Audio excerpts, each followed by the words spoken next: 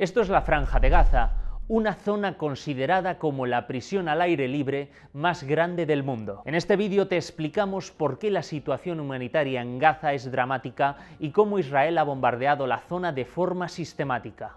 Así es la Franja de Gaza. El territorio comprende 365 kilómetros cuadrados, 41 kilómetros de largo y 10 de ancho. Allí viven más de 2 millones de personas, siendo uno de los territorios más densamente poblados del mundo. Hay 5.500 habitantes por kilómetro cuadrado. En España somos unas 60 personas por kilómetro cuadrado, para que entiendan la diferencia.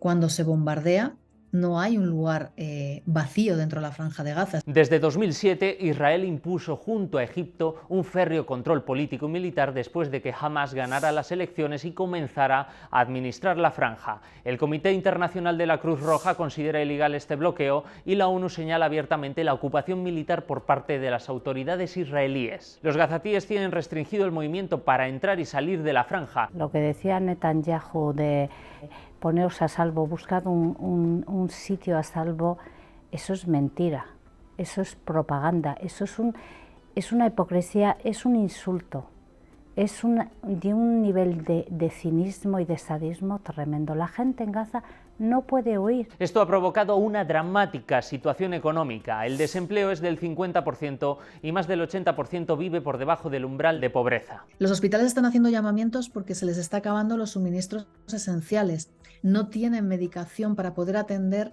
a la llegada masiva de heridos que están recibiendo cada minuto. Cronología de una agresión constante. Tras el bloqueo impuesto en 2007, llegó la operación Plomo Fundido entre diciembre de 2008 y enero de 2009. 22 días en los que el ejército de Israel desplegó una ofensiva militar por tierra, mar y aire. Según Amnistía Internacional, fueron asesinados 1.400 palestinos, entre ellos 300 niños, más de 115 mujeres y 85 hombres de más de 50 años. La incursión fue conocida como la Masacre de Gaza.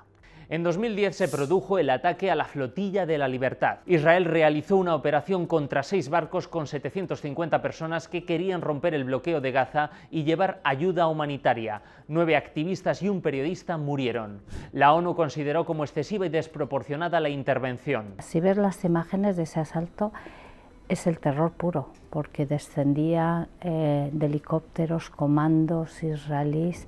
Bueno, fue un ataque violentísimo. Posteriormente ha habido otras navegaciones, entre ellas el barco de mujeres, que todos se han saldado con asaltos en aguas internacionales, secuestro de los activistas, llevados a Israel, encarcelados y deportaciones. En noviembre de 2012 fue el turno de la Operación Pilar Defensivo. Las fuerzas de defensa israelíes eliminaron objetivos de Hamas, pero también fueron asesinados 100 civiles palestinos, entre ellos 13 mujeres y 30 menores. Pero uno de los episodios más trágicos y violentos motivados por Israel fue la Operación Margen Protector.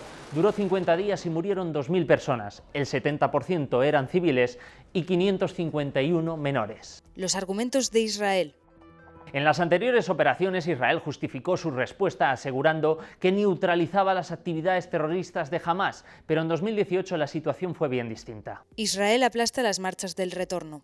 Ese año, miles de palestinos se manifestaron en la frontera de Gaza con Israel para conmemorar el Día de la Tierra Palestina. Israel responde con crudeza a las marchas generalmente pacíficas. El Centro Aimezam para los Derechos Humanos reportó la muerte de más de 150 personas. Las marchas del retorno fueron manifestaciones de civiles pacíficos desarmados, que como mucho tiraban piedras.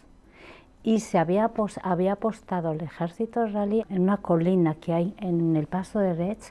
Ahí había apostado soldados de élite, tiradores de élite contra la población. Y mataron a un montón de personas durante todos los viernes que duró esa marcha. Desde entonces ha seguido habiendo picos de violencia. No obstante, la venganza de Israel tras el ataque de Hamas supone que la población civil de Gaza, que vive totalmente asediada, sea la mayor víctima del conflicto. Todo esto ocurre con el último movimiento de Egipto, que ha cerrado el cruce de Rafah tras ser bombardeado por Israel. El papel de Egipto pues es cómplice. Egipto desde el primer momento se ha aliado con Israel. Por ese paso Egipto no permite que salga gente que necesita tratamientos fuera de la franja, porque no hay esas posibilidades, como tratamientos de cáncer u otras enfermedades. Este es uno de los pasos fronterizos por el que pueden huir los palestinos y que no depende de Israel.